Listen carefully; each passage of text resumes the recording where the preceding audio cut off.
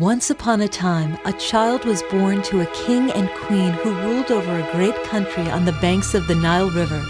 The royal parents were nearly beside themselves with joy, and they sent invitations at once to the most powerful fairies to come and see this wonderful baby. So many were gathered round the cradle that the child seemed in danger of being smothered. But the king, who was watching the fairies eagerly, was disturbed to see them looking grave. "Is there something the matter?" The fairies looked at him, and they all shook their heads at once.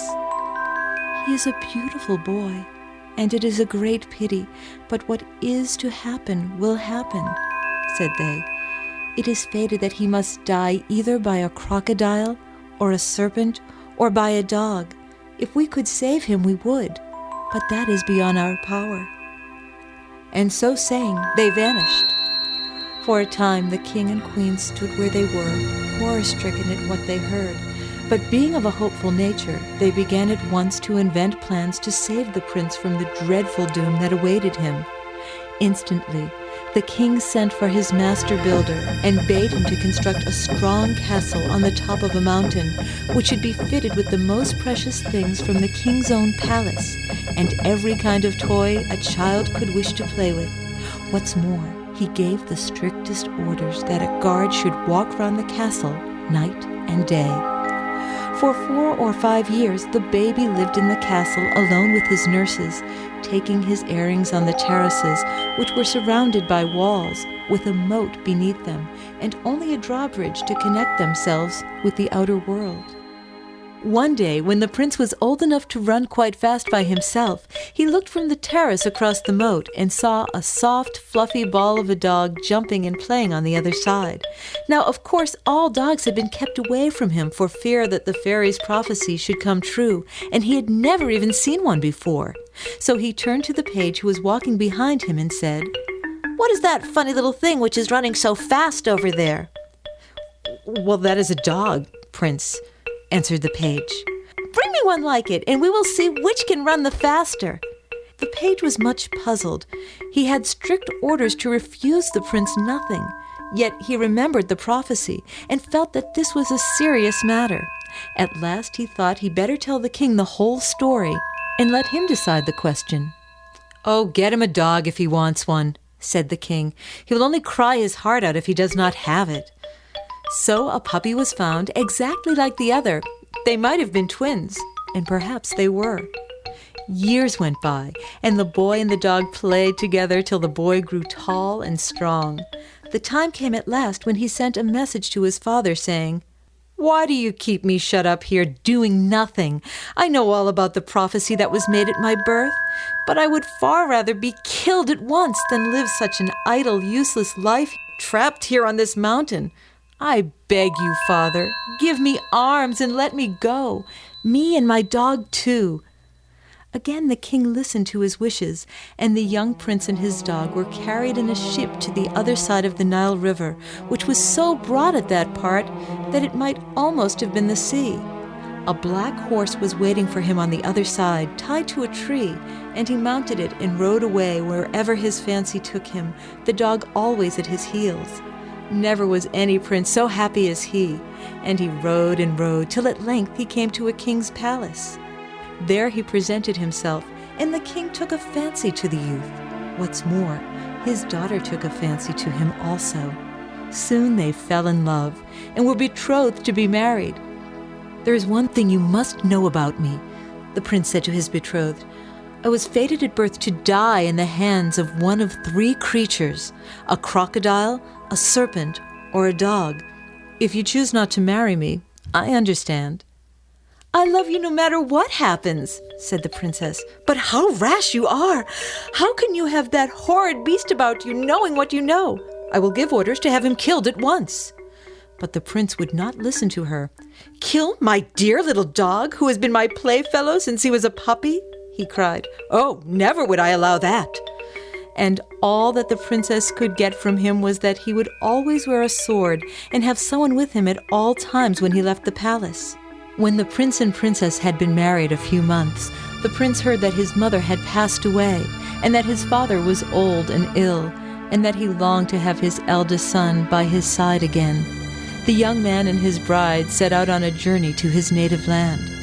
That first night that they had arrived, while he was asleep, the princess noticed something strange in one of the corners of the room. It was a dark patch, and seemed, as she looked, to grow longer and longer, and to be moving slowly toward the cushions on which the prince was lying. She shrank in terror, but, slight as was the noise she had made, the thing heard it, and raised its head to listen. Then she saw it was a long, flat head of a serpent, and the recollection of the prophecy rushed into her mind. Without waking her husband, she glided out of bed, and taking up a heavy bowl of milk which stood on a table, laid it upon the floor in the path of the serpent, for she knew that no serpent in the world can resist milk. She held her breath as the snake drew near, and watched it rear its head up again, as if it was smelling something nice, while its forked tongue darted out greedily.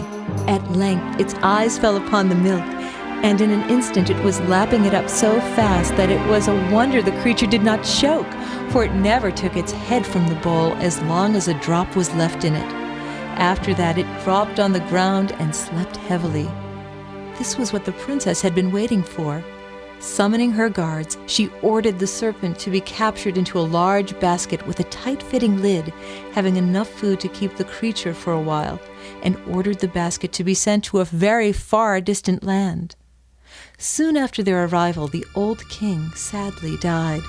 They gave him a magnificent burial, and then the prince had to examine the new laws which had been made in his absence, and do a great deal of other business besides, till he grew quite ill from fatigue, and was obliged to go away to one of his palaces on the banks of the river in order to rest.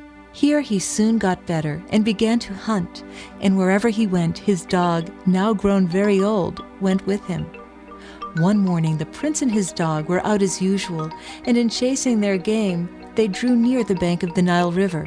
The prince was running at full speed after his dog when he almost fell over something that looked like a log of wood which was lying in his path. To his surprise, a voice spoke to him, and he saw that the thing which he had taken for a branch was really a crocodile. "You cannot escape from me," it was saying when he had gathered his senses again. "I am your fate, and wherever you go and whatever you do, you will always find me before you. There is only one means of shaking off my power. If you can dig a pit in dry sand which will remain full of water, my spell will be broken. If not, death will come to you speedily. I give you this one chance. Now go." The young man walked sadly away, and when he reached the palace he shut himself into his room, and for the rest of the day refused to see anyone, even his wife. By sunset, however, the princess grew quite frightened, and pleaded with him so compellingly that he let her come in. "How pale you look!" she cried. "Has anything hurt you? Tell me, I pray you, what is the matter?" So the prince told her the whole story, and of the impossible task given him by the crocodile. "How can a sand hole remain full of water?" asked he. "Of course it will all run through. The crocodile called it a chance, but he might as well have dragged me into the river right then and there. Truly, I cannot escape him." "Oh, if that's all it is," cried the princess, "I can set you free myself, for my fairy godmother taught me to know the use of plants, and in the desert not far from here there grows a little four-leafed herb which can keep water in a pit for a whole year. I will go in search of it at dawn, and you can begin to dig a hole so that it's ready on my return." To comfort her husband, the princess had spoken lightly and gaily, but she knew very well in her heart that she had no light task before her. It was still starlight when she left the palace on a snow-white donkey and rode away from the Nile River straight to the west. Oh, how glad they both were when they caught sight of a tall rock in the distance, which cast a gloriously cool shadow. Though the donkey was content to rest, the princess could not, for the plant, as she knew, grew on the very top of the rock, and a wide chasm ran round the foot of it. Luckily, she had brought a rope with her, and making a noose at one end, she flung it across the chasm with all her might. The first time it slid back slowly into the ditch, and she had to draw it up and throw it again, but at length the noose caught on something. The princess could not see what, and had to trust her whole weight to the rope, which might snap and let her fall deep down among the rocks. And in that case her death was as certain as that of her husband. The heart of the poor princess was filled with despair, yet bit by bit with torn and bleeding hands she gained the top.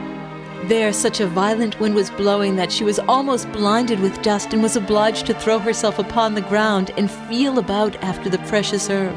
When suddenly her fingers touched something soft in a crevice. It was a plant, that was clear, but the right one? See, she could not, for the wind was blowing more fiercely than ever, so she lay where she was and counted the leaves. 1, 2, 3. Yes, there were 4, and plucking a leaf she held it safe in her hand while she turned, almost stunned by the wind, to go down the rock. She slid down the rock, jumped over the chasm with her rope as she had done before, and set off with her donkey, who brayed joyfully at her return. On the bank of the Nile River the donkey halted, and the princess rushed up to the prince. He was standing by the pit he had dug in the dry sand, with a huge water pot beside it. A little way off the crocodile lay blinking in the sun, with his sharp teeth and whitey-yellow jaws wide open. At a signal from the princess, the prince poured the water into the hole, and the moment it reached the brim, the princess flung in the 4-leafed plant. For half an hour they stood with their eyes rooted to the spot, but the hole remained as full as at the beginning, with the little green leaf floating on the top. Then the prince turned with a shout of triumph, and the crocodile sulkily plunged into the river.